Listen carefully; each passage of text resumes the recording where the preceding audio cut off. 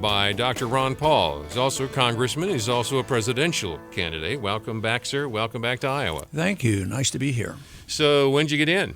Got in about 22 minutes ago. It looks like you have a serious pizza addiction, because it looks like you're going to be at pizza places all over the state here today. Oh, I didn't know about that. I had some pizza the other day, and it was late at night. I was so hungry. I ate so much, but I'm ready again. Oh, yeah, I can see you're bulking up. Yeah. Do you share the pizza theory that Herman Cain has? The more toppings, the less prissy you are, the less of a wimp you are? I didn't hear about that one, so all I know is I like mushrooms, a lot of mushrooms on my pizza. Oh, well, he had some kind of I don't want to waste my time with this, but he got into somebody quoted him as saying, well, that's just another one of his problem he has with women, because he made this crack about how many pizza toppings he considers to be manly. But he came down hard on vegetarian pizzas too. I don't think he liked that. That wasn't manly enough either. Well, that's a good sign, don't you think? Let me read you something. You mind? I'm looking at a book. This is Andrew Napolitano's most recent book. A good friend. His new book, and we're going to get a chance to talk with him in a couple of weeks, is It is Dangerous to Be Right When the Government is Wrong. And he wrote this. This book is dedicated to Congressman Ron Paul, physician, philosopher, economist, public servant, and defender of the Constitution. Through his tireless efforts, freedom itself has been rekindled in the hearts of millions of Americans. Did you know he wrote that? I do know that, and I think that's very nice and very generous. That's really cool. He could have put anything he wanted to in there, and this is going to be on the permanent record. Yeah. It goes into his permanent record, and yours too. I hope he sells lots of books. I do too. So how did you make friends with him? How did you connect? Well, it was outreach on his part, and it was through both getting involved with the Mises Institute. He liked Murray Rothbard, and liked Lou Rockwell, and promoted Austrian economics. And early on, he came by.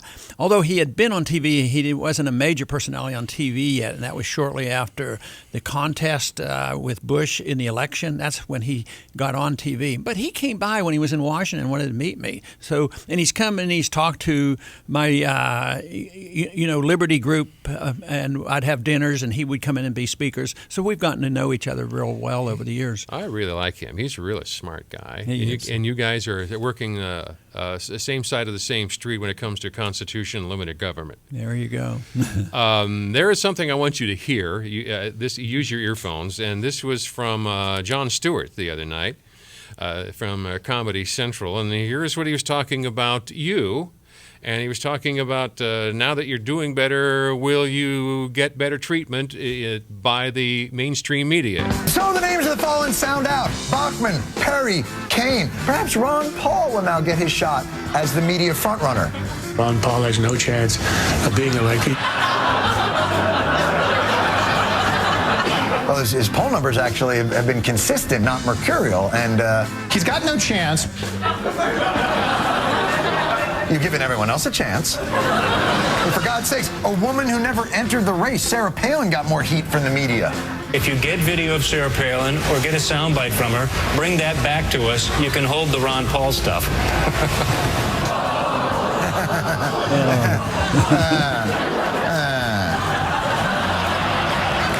The thought of covering him amuses me.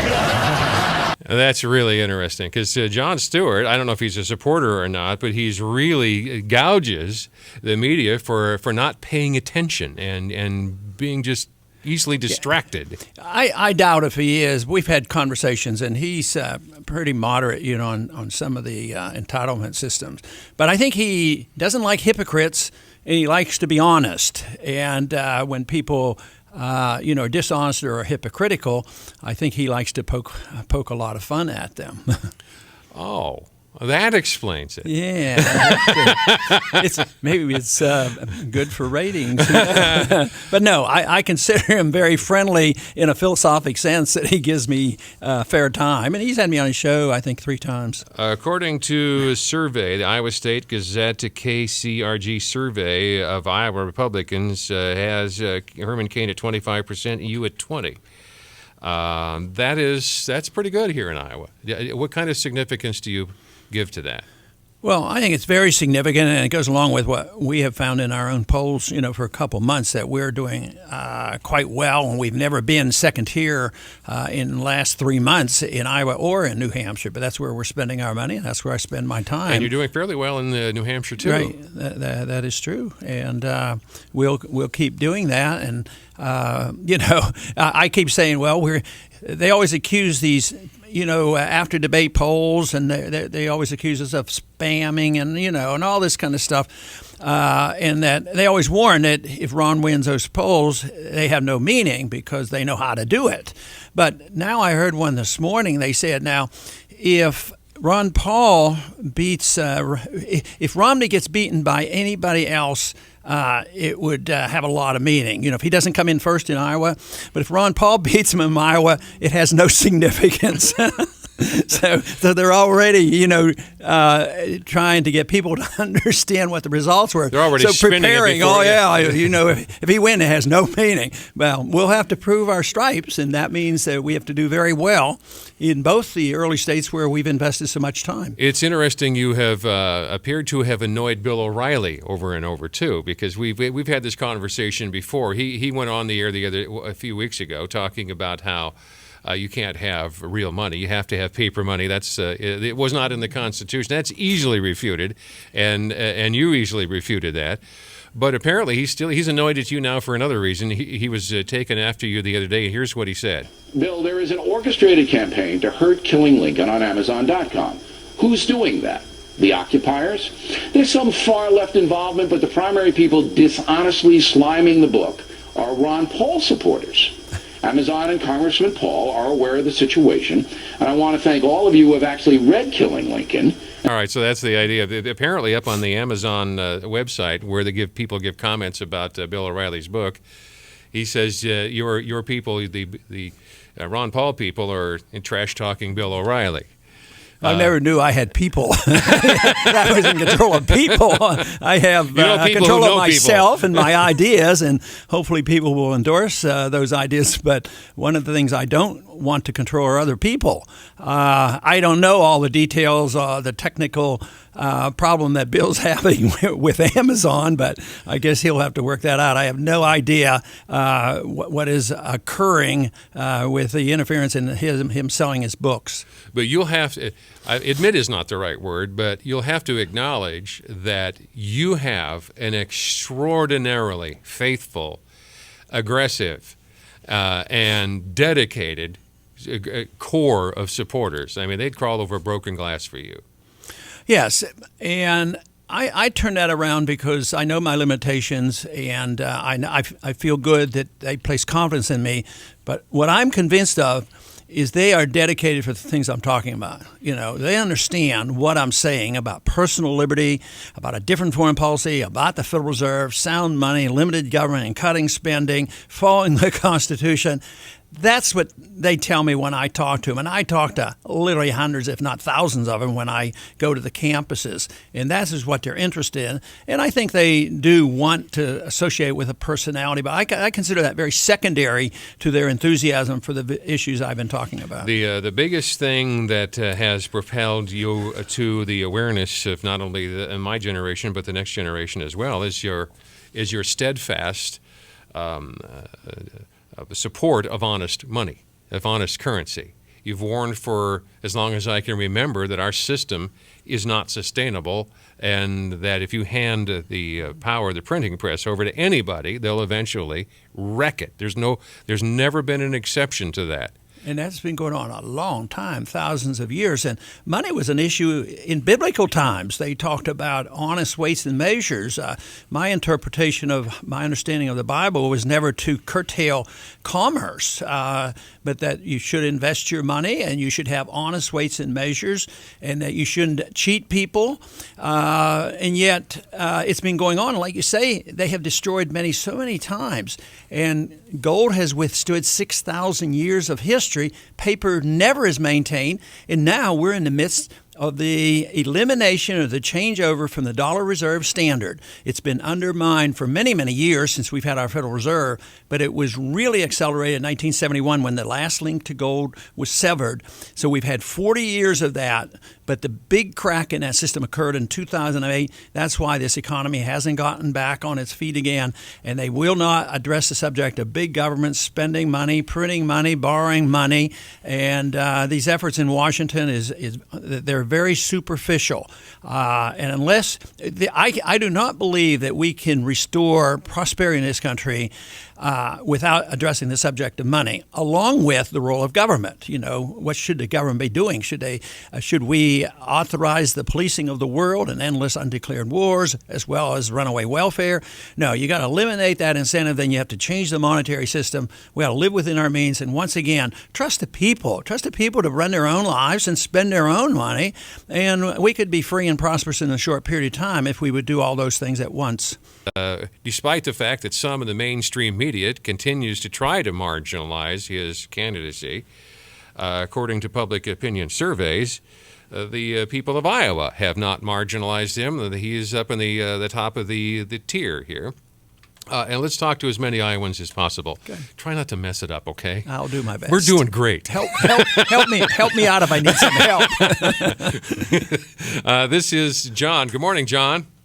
Yeah, good morning. Right. Say, I was watching 60 Minutes this last weekend, and I saw a segment that convinced me that corruption is worse than what I thought it was. It basically demonstrated how members of Congress can engage in insider trading without any reprisal. And I would like to know if the congressman would support legislation to stop that. Well, my understanding is that a member of Congress is under all laws. So if it's against the law to do insider trading, the congressman can't do it. Now, I've heard the other side of the argument. I don't have the final answer on it. But the real answer for this is if you only had ethical people in Washington, you wouldn't have to deal with this problem because people wouldn't do it and they wouldn't be listening to lobbyists and they wouldn't be trading. But additional laws, I did see one bill, and I briefly looked at it, on a law that would be bad. Actually, it would be a rule for the House members. And it was almost like I'd have to get permission to transfer savings and put it in checking. Not quite that bad, but it was like you had to get a report to do every single thing. And I think they're missing the boat. If they think that they have unethical people in a system that is rotten to the core and the government does too much and there's too much conflict of interest, to write another rule isn't going to do it. But if a member of Congress has participated, had truly inside information, and benefited by it, that should be exposed. The voters ought to retaliate, and he ought to be convicted of a crime if it's against the law. Well, John's talking about that 60 Minutes thing. I've seen excerpts, so that was just a very powerful presentation. 60 Minutes confronted Nancy Pelosi, for instance, for inside trading, and I think Denny Hastert, former a lot of them on both sides of the aisle. And I think I think they should be punished. Well, what tools do you have at your disposal to do that? Well, you go to Nancy Pelosi and Boehner and say, look, punish these people who... What if they're participating? Yeah, that's the whole thing. No. If you watch the segment, they're exempt from any punishment for that. There was one congressman that tried to get a bill to stop it, and only 6 people would help sponsor it. Okay, we're not going to have angels in Congress. We all know that. Absolutely. So we need legislation to stop this kind of corruption. Okay, I will admit that I don't have the final answer on this, but I'm not ready to accept what they said on TV, because if it's against the crime to commit theft and fraud and shooting people, the congressmen aren't exempt from it. So if there's an SEC law and rule that says you can't do such a thing, there's nothing written that says, oh yes, this law is written to punish you, a private citizen, but the congressmen are exempt. I'm quite confident that doesn't exist. Because of the corruption in the system, maybe they get around it, just like rich people get around the judicial system all the time. Rich people, never go to jail for long periods of times, or rich people don't ever get electrocuted. It's poor people that do. So it's the system that is bad. But I, quite frankly, would have to be convinced that there's a law that says that you punish average citizens, but the congressmen are exempt from committing fraud or breaking these laws. Hey, thank you, John. I appreciate it, sir. This is Dan. Good morning, Dan. Hi. I guess my question kind of leads into that. Senator, I enjoy many of your ideas that you have for the country, but my question is, how do you plan on getting those ideas through to benefit the country and the people that need the help so much when we have such a diseased portion of our country as the Congress, and how you plan on getting these bills through Congress? Well, to get any change in the direction of a country, you do have to change people's mind, and that is the reason I'm running for the presidency. I get elected, that changes people's mind because my direction is completely different than the way we've been going. And in order to win that, you have to change a lot of votes. The attitude of the Congress would change. Members of Congress are not philosophically dedicated. So if they know the country is changing and that the country wants this and the country is waking up. So the Tea Party movement did have an effect last go around. But it's such a monumental task to take upon ourselves this change in the economic system of spending and debt and fiat money and foreign policy. So all I can say is I continue to do what I'm doing, convert people's thinking and get people to support these views. And I'm actually encouraged from this, not from what I see in Washington, but especially with the younger generation. They're listening to this. They'd like to see it. They'd like to see this cleaned up. And they're sick and tired of what they're inheriting, especially, the young people where they don't have jobs and all they see is debt and government agents all around us. So it's a struggle. It's a struggle. There's no doubt. It's not easy. Do the Occupy people have a half a case? They have a half a case. That's well put, because I complain about corporations and banks ripping us off, getting the bailouts, and the poor people losing their jobs and losing their houses. But unfortunately, there's some on this occupation group and on Wall Street are saying anybody who's made an honest living has to be penalized. But if you make an honest living because you get an inside contract with the government, or you're in the military-industrial complex and you promote war in order to build weapons, or if you're in the financial system where you benefit from this monetary system, not only should they be taxed, I think it should be much worse. They should be denied the benefits. We have to change the system. But to come across and say anybody who's ever produced wealth and gave a good product to the consumer, and the consumer rewards them with a good income, and say they're in the same category is a very dangerous move on their part. Ron Paul is here in the studio with us at 284-1040 or 800-469-4295. Merle is joining us. Good morning, sir. Hello. Hi. Hi. Yeah, we were up at the straw polls both this year and then the last one. And one of the reasons that we will not vote for Ron Paul is because of his supporters. They're rude, they're obnoxious, they're right up in your face.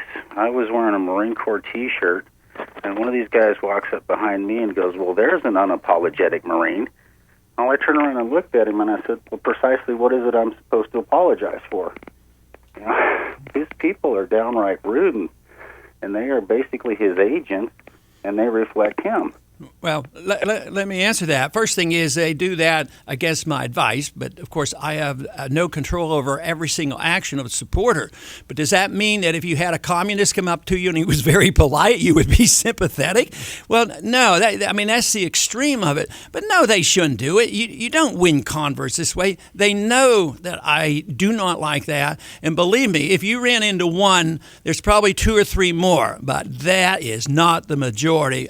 Just come to one of our rallies. Come to one of our rallies on one of the campuses. I think it was here in Iowa. We had 3,000 young people turn out, and we saw none of that. It's a very diverse crowd, and they are polite. And but to run into somebody that happens to be rude and think that it's unique to Ron Paul's campaign, that's foolish. It's unfair, because you can find rudeness in everybody's campaign, in every philosophy.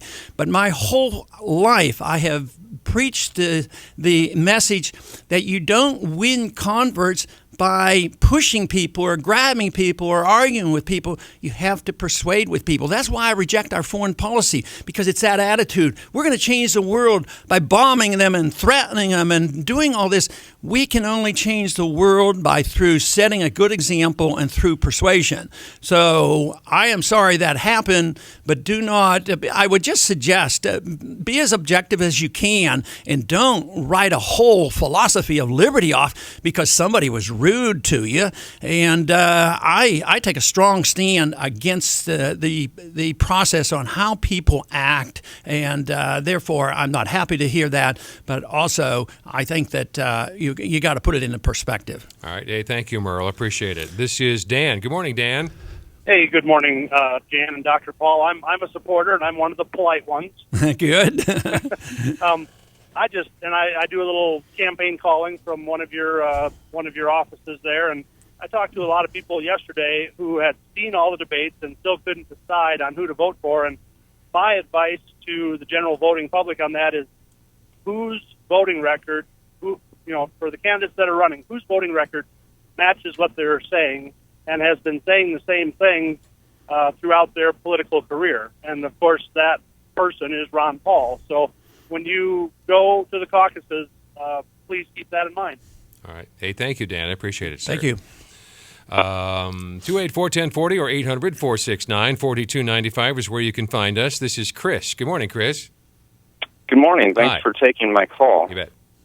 My question is, all the candidates are running because they have a vision for the greatness of America. I really believe that they all feel that way, even though they might come to different conclusions on what that looks like. I just want to hear Mr. Paul speak about what he thinks America's destiny is and what he thinks is America's greatness, or how is his view of how America is great. All right. What's your 4th of July speech, sir? Well, I have a very strong vision of what America should be about and what it would be like, because it would be a goal of peace and prosperity. When a country embarks on empire building and spreading military operations around the world, it bankrupts the country, and that's where we are today. So it would be completely different. There would be no, in the last 10 years, we lost 8,500 American military personnel, 44,000 came back with serious injuries, hundreds of thousands now begging for help at the Veterans Administration. In my world, that wouldn't be the case, but we would be at peace. We would have less enemies. We would be more at peace. We would have a gold standard. We would have prosperity, and we would have set an example. We would be an exceptional nation. But this exceptionalism of what they're talking about today is we are so good, we're going to jam it down your throat. Back to the tactics again. That is absolutely wrong. We should set an example, and once we do this, other people would want to emulate us. And I think that should be our goal. But the destiny of this country is up for grabs right now. Boy, I'll tell you what, I'm worried enough to even run for the presidency because I think we're in the wrong direction. And I think if we continue to do this, the bankruptcy's coming. We're going to make our economic conditions about 10 times, if not many times, worse than that compared to 2008. I mean, we are embarked on a system of spending and deficits and printing money, and nobody wants to cut anything. All this talk in Washington right now is pure talk. They're not talking about real cuts in the budget, and that is not a solution. So I would say unless we change our ways, unless we look to what we were given, our Constitution, our devotion to liberty, things look bad for us. But I'm also optimistic that more people are joining our efforts to emphasize individual liberty, and if we did it, we'd have a rough year or two, but we could be back on our feet again if we just get the government out of the later. We're talking here in the studio with Congressman Ron Paul. Thank you for your patience. And this is Sam. Good morning, Sam. Good morning. Hi. I'd like to start out with saying that I honestly agree with Mr. Paul about 90% of everything he says. But I'm honestly afraid that, for example, Iran is not going to pick up on this good example that we're going to set. And if we are really going to pull back all our military from around the world, can we very least leave a set of keys to a nuclear weapons sub with Israel? Well, I mean, just in case Iran doesn't pick up on our example. Okay. Hey, thank you, Sam. I appreciate it. Everything that we should do should be designed for the security of this nation. That's the only thing that we have authority for, is to defend this country. So when our national security is threatened, we do whatever is necessary. But worrying about Iran not responding to a more open foreign policy where you actually talk to people. We have 12,000 diplomats. I keep thinking, I wonder why we don't use more diplomacy in the world. We use more bombs. We use a lot of bombs, but no diplomacy. I would think that they deserve as much correspondence and diplomacy as Khrushchev did when he was ready to bomb us and bury us, and he had 30,000 nuclear weapons, and he had killed 100 million. Well, communism killed hundreds of millions of people, as well as China. But how did we do it? We talked to him. We started trading with him. Just think of the wasted military effort in Vietnam. 10 years of Americans and the French killing 1 million Vietnamese. We lose the war. We lost 60,000 people. We ushered in the age of inflation of the 1970s. Guess what? They become westernized. There was no domino effect, so we accomplished a lot more in peace than we did in war. So I think the war propaganda is war propaganda. It's identical to what they did against Iraq. The real threat from Iran is way blown out of proportion. But be prepared for anybody that might attack us. I actually like submarines. I think submarines, even at the height of the Cold War, I advocated probably we could defend this country with 6 real good submarines, because we could be every place and we could retaliate and nobody would attack us. Nobody's going to attack us. You were in the military. I was in the military for 5 years in the 60s as a flight surgeon. And it was not a good time. I was called to service during the Cuban Missile Crisis, and that was difficult. But just think of how we resolved that. Kennedy gets on the phone and talks to Khrushchev, and Khrushchev says, I'm paraphrasing, obviously. Khrushchev says, well, we have missiles in Cuba because you have them in Turkey and Eastern Europe. And Kennedy says, oh, okay, I'll take some of them volunteer, but I don't want to tell the American people because they'd be annoyed if I did that. But they did it. The weapons left Cuba, and we didn't have a nuclear holocaust. What we ended up doing was we waited until the economics of the Soviet Union collapsed, as Austrian economists predicted, because it was a non-viable system. But those same economists say that what we're doing, our invasion and occupation of these countries, will lead to the same consequence. We will be beaten by our economic problems. The biggest threat to us now is our unwillingness to cut anything in this debt. So we're not going to be attacked. Nobody's going to attack us. Even China. We spend 7 times more for military than China does right now. And what are we doing right now? And I want to bring troops home from Japan and Korea. Well, our president just sent troops over to Australia because he thinks there's going to be a fight with China. I think he wants to stir something up. So I think all that, whether it's China or whether it's Iran or whatever, I think we should be strong, willing to defend this country, and not be the greatest danger is that we'll overreact to false information like we did in Iraq. Is there ever a justification for a preemptive strike? Can you imagine the circumstances? You was talking about defensive. They used to call it the Defense Department. They used to call it the War Department at one time. Yeah. Is there ever? Can you imagine there could be philosophically? Is there ever a justification for a preemptive? Not a true preemptive attack, because that's aggression. We've committed attacks against countries like Iraq. They did not aggress against us. The Iranians have never attacked us. Right. So no, there's no reason. But the president, even without congressional authority, the president has an obligation to retaliate if we're attacked, and he's also obligated if the attack is imminent. Let's say picture, they're ready to land on our shores. You don't have to wait until you get directions from the Congress.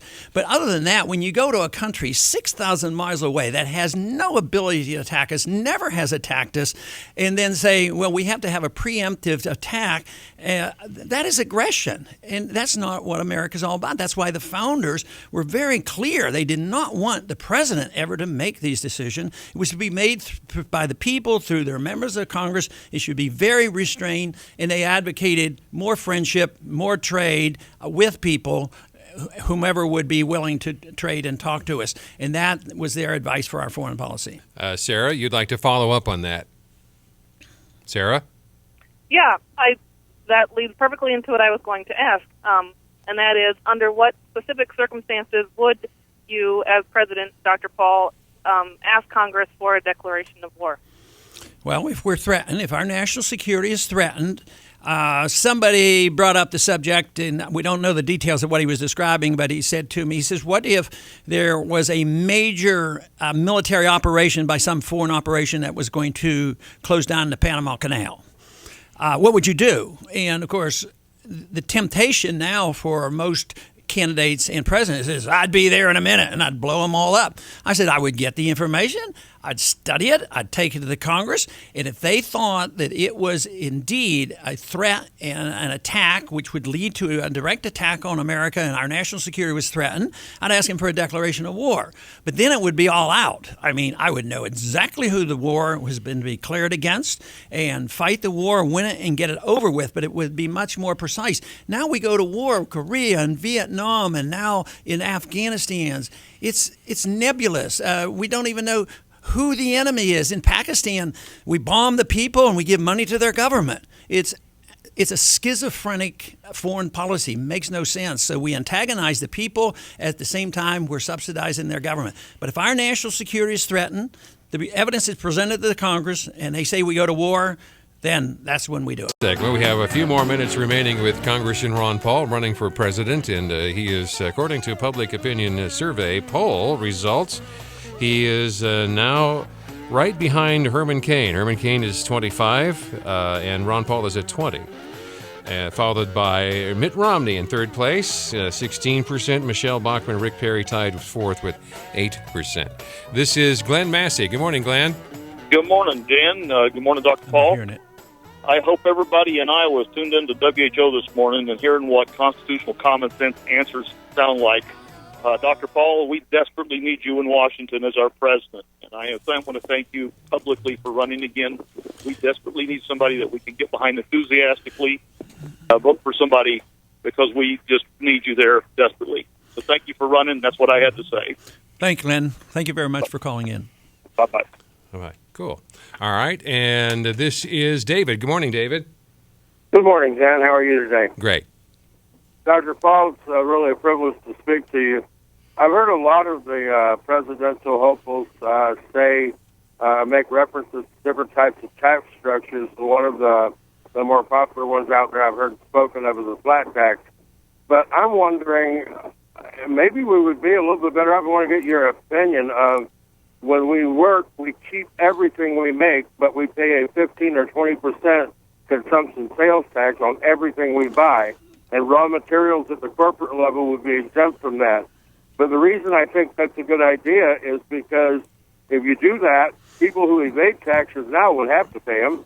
Drug dealers would have to pay them. Criminals would. All the people from foreign countries on vacation would. I really think we'd have more money as a people and as a country. Now, you're suggesting a program, I guess, similar to what they call the fair tax. It's a sales tax.